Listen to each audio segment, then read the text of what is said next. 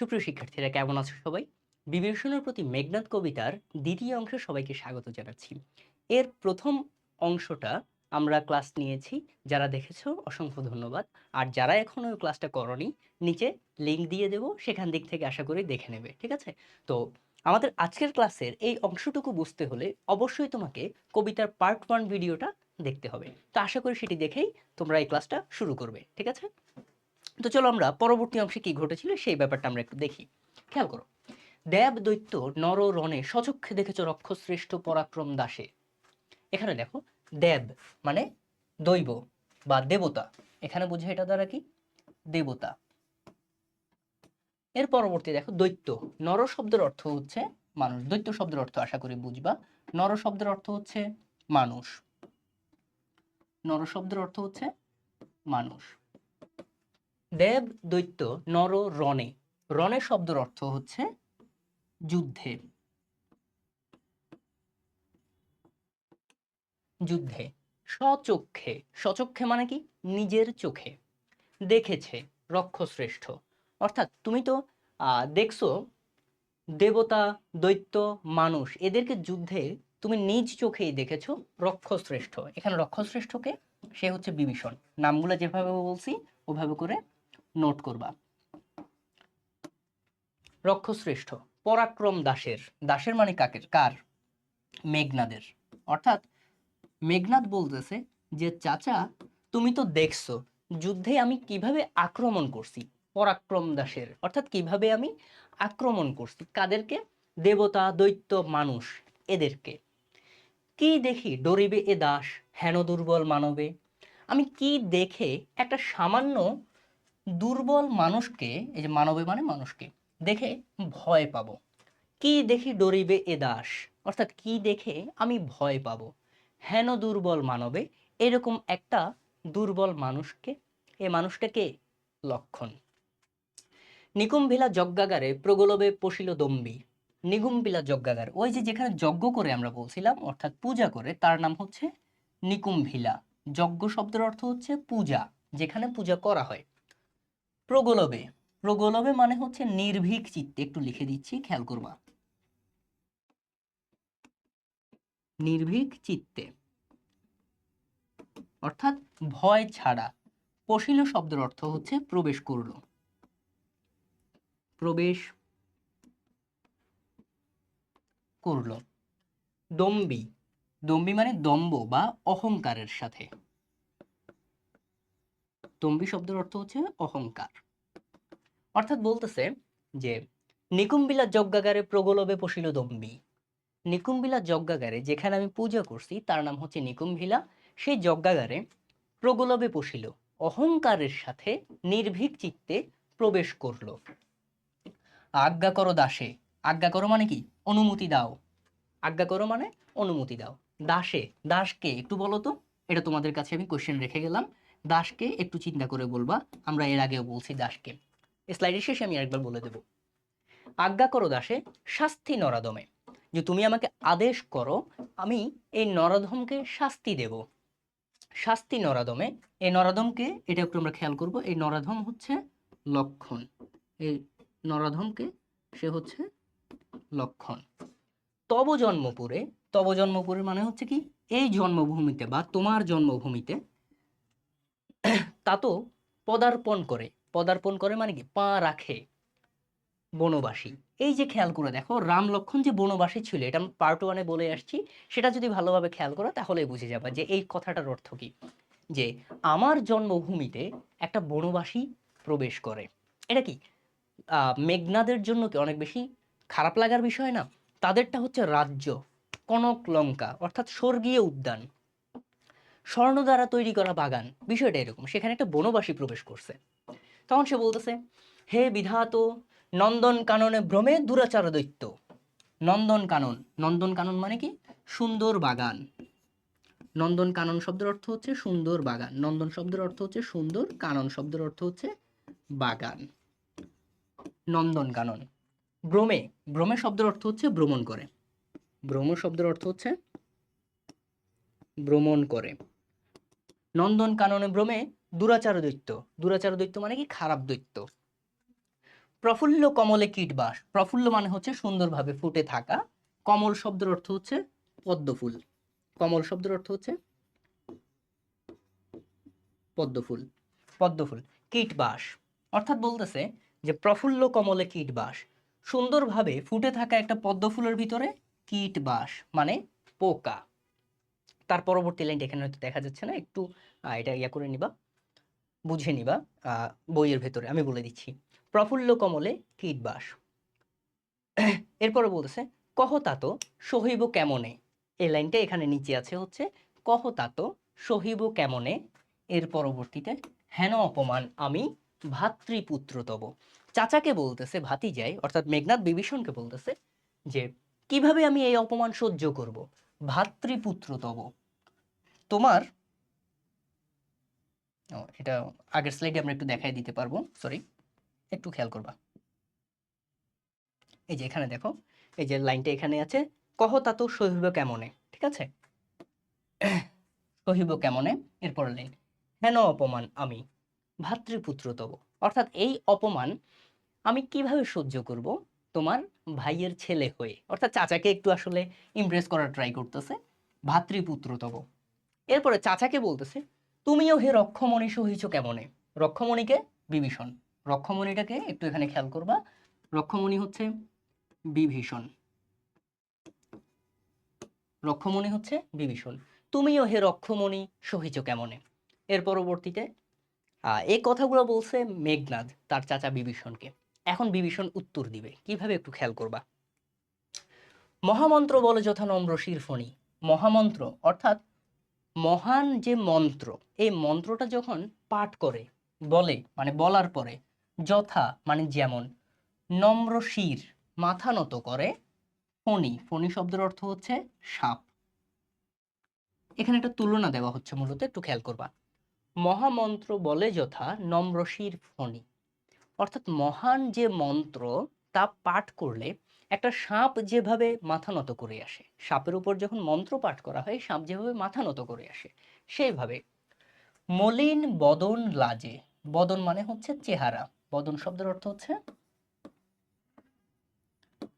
চেহারা, মলিন বদন লাজে লজ্জার সাথে চেহারা শুকায় গেছে এরকম অবস্থা, লাজে উত্তরিলা রথি, উত্তরিলা মানে উত্তর দিল, রথি, রথি মানে কি বিভীষণ, রথি শব্দের অর্থ হচ্ছে যে রথ পরিচালনা করে সে হচ্ছে বিভীষণ, রথ পরিচালনা করে, আমরা এর আগে ওই নাম পাইছি।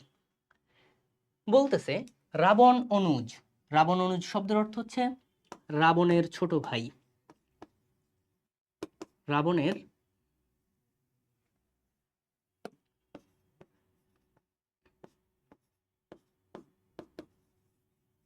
ছোট ভাই লক্ষ্মী, লক্ষ্মী মানে হচ্ছে লক্ষ্য করে, রাবণের ছোট ভাই লক্ষ্য করে বলছে রাবণ আত্মজে, রাবণ আত্মজে মানে হচ্ছে রাবণের ছেলে, কথাগুলো একটু খেয়াল করবা। রাবণের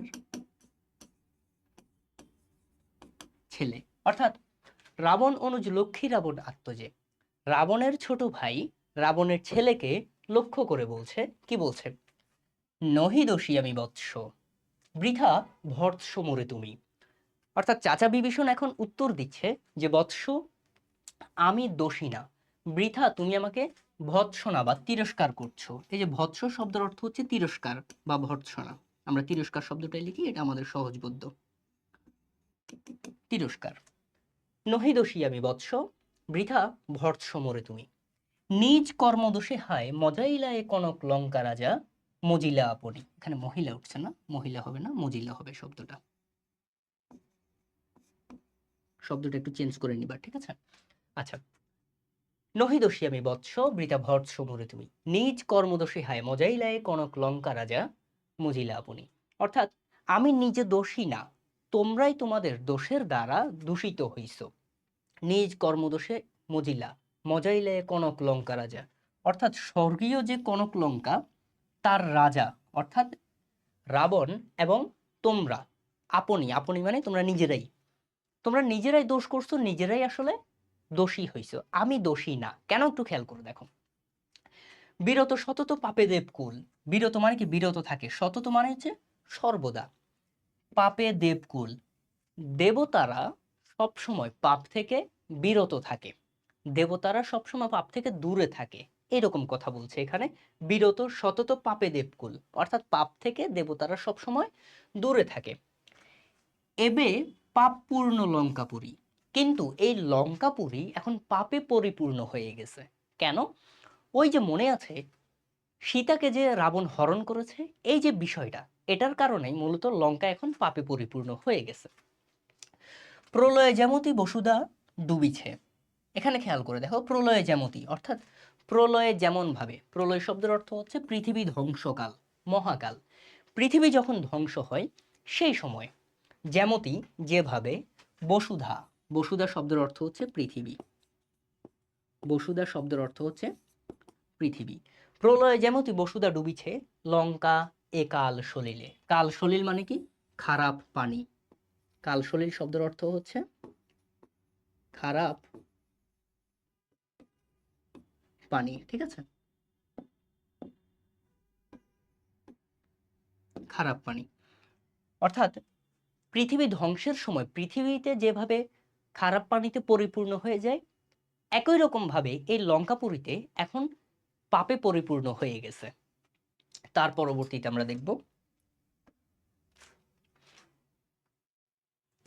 এই কারণেই যেহেতু রাবণ সীতাকে এখানে অন্যায়ভাবে হরণ করে নিয়ে আসছে, এই বিষয়টা খারাপ, তার কারণেই আমি বলতে এখানে বিভীষণ, সে নিজে রাবণের পক্ষে না থেকে রামের পক্ষে চলে গেছে, এটাই বলতেছে। রাঘবের পদাশ্রয়ে, রাঘব মানে কে আমরা বলছিলাম, মনে করার চেষ্টা করো, রাঘব মানে হচ্ছে রাম।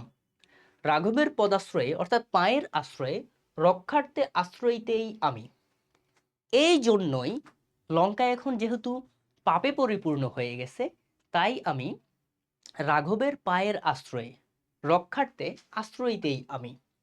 পরদোষে কে চাহে মজিতে, অর্থাৎ অন্যের দোষে কি কেউ দোষী হইতে চায়? দোষ করলে করছে তোমার বাবা, যে হচ্ছে রাবণ, সে সীতাকে নিয়ে আসছে, এই দোষটা সে করছে, এর জন্য তো আমি নিজে দোষী হইতে পারবো না, এটা বলতে চাইতেছে বিভীষণ, যে পরদোষে কে চাহে মজিতে। এই কথাটা বলার পরে মেঘনাদের খুব রাগ উঠছে, কষ্টে সে এখন রাগে কথা বলতেছে। কিভাবে বলতেছে? রুশিলা বাসবত্রাস, রুশিলা মানে কি? রাগান্বিত কণ্ঠে কথা বলতেছে। বাসবত্রাস, বাসবত্রাস মানে কে? মেঘনাদ। এই যে নামগুলো বুঝতে হবে, হ্যাঁ, কারণ কি কোন কথাটা কোন বাক্যটা কে বলছে এটা একটা ইম্পর্টেন্ট ব্যাপার, তাই নামগুলো মনে রাখতে হবে। রুশিলা বাসবত্রাস, গম্ভীরে যেমতি নিশীতে অম্বরে মন্দ্রে জিমুতেন্দ্র কপি, কথাটা খেয়াল করবা, গম্ভীরে যেমতি নিশীতে অম্বরে মন্দ্রে জিমুতেন্দ্র কপি। এখানে গম্ভীরে মানে হইতেছে গভীর, যেমতি মানে যেইভাবে, যেরকম, নিশীতে মানে রাতে, নিশীতে শব্দের অর্থ হচ্ছে রাতে, নিশীতে শব্দের অর্থ রাতে, অম্বরে মানে আকাশে, অর্থাৎ গভীর রাতের আকাশে, গভীর রাতের আকাশে। মন্দ্রে জিমুতেন্দ্র কবি, মন্দ্রে শব্দের অর্থ হচ্ছে গর্জন করে, মন্দ্রে শব্দের অর্থ হচ্ছে গর্জন করে। জিমুতেন্দ্র কপি, এটার অর্থ হচ্ছে বজ্রপাত।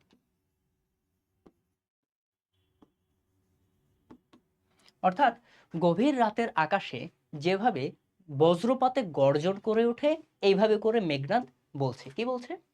কহিলা বীরেন্দ্র বলি, এই যে বীরেন্দ্র বলি, বীরেন্দ্র বলিকে, বীরেন্দ্র বলি হচ্ছে এই যে মেঘনাদ, শব্দটা খেয়াল করবা, বীরেন্দ্র বলি হচ্ছে মেঘনাদ। ধর্মপথগামী হে রাক্ষস রাজানুজ, বিখ্যাত জগতে তুমি। ধর্মপথগামীকে, এই শব্দটার অর্থটা আমরা একটু লিখবো, সেটা হচ্ছে বিভীষণ। ধর্মপথগামী অর্থাৎ বিভীষণ ধর্মের পথে আছে। রাক্ষস রাজানুজ, রাক্ষস রাজার অনুজ মানে ছোট ভাই, এটাও কে? বিভীষণ, অর্থাৎ রাক্ষস রাজার ছোট ভাই তুমি। ধর্মপথগামী হে রাক্ষস রাজানুজ, বিখ্যাত জগতে তুমি, তুমি তো পৃথিবীতে বিখ্যাত, কিসের জন্য? ধর্মের জন্য। তাই তুমি কোন ধর্ম মতে কহ দাসে শুনি, দাস মানে কি? ছোট, অর্থাৎ বিনয়ের সাথে মেঘনাদ বলতেছে, দাসকে মেঘনাদ, ঠিক আছে, দাস হচ্ছে মেঘনাদ।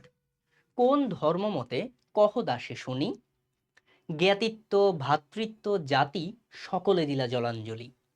যে তুমি তো জগতে বিখ্যাত তোমার ধর্মের কারণে, তুমি ধর্মের পথে আছো, কিন্তু কোন ধর্ম মতো তুমি এই কাজটা করছো? বুঝলাম আমরা পাপী, আমরা কাজ পাপ করছি, ঠিক আছে, আমরা খারাপ কাজ করছি, কিন্তু কিভাবে তুমি তোমার নিজের জ্ঞাতিত্ব, তুমি তোমার জ্ঞান বুদ্ধি, ভ্রাতৃত্ব, ভাইয়ে ভাইয়ে যে সম্পর্ক, জাতি, তুমি তোমার জাত, সকলে দিলা জলাঞ্জলি, তুমি যে তোমার ভাইয়ের সম্পর্ক, তুমি তোমার জাত, তুমি তোমার বিবেকবোধ, সবকিছু কিভাবে তুমি জলাঞ্জলি দিয়ে দিছো, বলো আমাকে, আমি দাস, আমি সেটা শুনবো। তারপরে খেয়াল করে দেখো, আমাদের একদম শেষের দিকে আছি আমরা। তখন মেঘনাদ এবার বলছে তার চাচাকে শাস্ত্রের কথা, অর্থাৎ জ্ঞানের কথা, বই পুস্তকের কথা, শাস্ত্রের কথা। কি বলে? শাস্ত্র বলে, শাস্ত্র মানে কি? জ্ঞানের কথা। গুণবান যদি পরজন, অর্থাৎ যিনি গুণবান যদি পরজন, গুণহীন স্বজন, কিন্তু যার কোনো গুণ নাই সে নিজের লোক, স্বজন মানে নিজের আপন, গুণহীন যার কোনো গুণ নাই, আর যিনি গুণবান তিনি হচ্ছেন পরজন।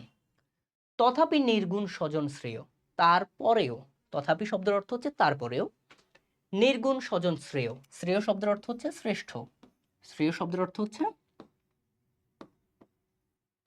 শ্রেষ্ঠ, নির্গুণ স্বজন শ্রেয়, পরপর সদা, সব সময়। অর্থাৎ বিষয়টা হচ্ছে শাস্ত্র যে কথাটা বলে, শাস্ত্র মানে হচ্ছে বই পুস্তকের কথা, জ্ঞানের কথা।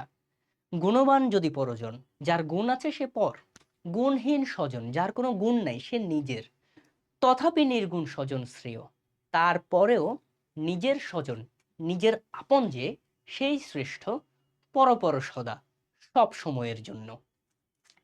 এই শিক্ষা হে রক্ষবর কোথায় শিখিলে?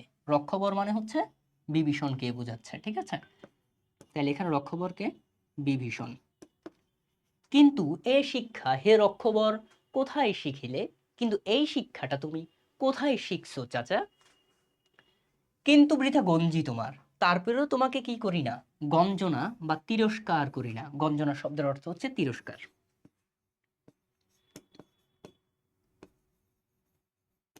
তিরস্কার দন্তস্ব হবে, হ্যাঁ? তারপরেও তোমাকে তিরস্কার করি না হেন সহবাসে, তারপরেও তোমাকে তিরস্কার করি না। হে পিতৃব্য, বর্বরতা কেন না শিখিবে? যে হে চাচা, তুমি তো পিতার মতো, পিতৃব্য, বর্বরতা কেন না শিখিবে, তুমি বর্বর কেন হবে না? গতি যার নিজ সহ, নিজ সে দুর্মতি। গতি, যার চলাফেরা নিজ অর্থাৎ হীন, নিজ শব্দের অর্থ হচ্ছে এখানে কি, হীন বা ছোট জাতের। গতি যার নিজ সহ, যার সাথে অর্থাৎ নিচু জাতের হীন মানসিকতার মানুষের সাথে চলাফেরা করে, নিজ সে দুর্মতি, সেও নিচু হয়ে যায়। অর্থাৎ ভাতিজা মেঘনাদ তার চাচা বিভীষণকে বলতেছে যে, কিন্তু চাচা তোমাকে আহ তিরস্কার করি না, তোমাকে গঞ্জনা করি না, বর্বরতা কেন না শিখিবে, তুমি কেন বর্বর হবে না? কারণ গতি যার নিজ সহ, নিজ সে দুর্মতি, যে নিচু জাতের বা নিচু মানুষের সাথে, হীন মানুষের সাথে থাকে, সেও নিচু বা হীন হয়ে যায়। এ কথাটা বলেই মেঘনাদ তার বক্তব্য শেষ করে। এই অংশেই আমাদের কবিতার সমাপ্তি ঘটে। আমরা বিভীষণের প্রতি মেঘনাদ কবিতাটা সম্পূর্ণ করলাম। আমরা প্রতিটা লাইনের, প্রতিটা শব্দের ব্যাখ্যা সহ তোমাদেরকে বোঝানোর চেষ্টা করেছি। আশা করি কিছুটা হলেও তোমাদের জন্য সহজবোধ্য হবে। পরবর্তীতে তোমরা কোন কবিতা বা গদ্যের উপরে ক্লাস চাও সেটা অবশ্যই জানাবে, তার উপর আমরা ক্লাস নিয়ে আসব। তো আজকের মতো ধন্যবাদ সবাইকে। আবারও দেখা হবে পরবর্তীতে অন্য কোনো ক্লাসে, অন্য কোনো গল্পে বা কবিতায়। সে পর্যন্ত ধন্যবাদ সবাইকে। আল্লাহ হাফেজ। আসসালামু আলাইকুম।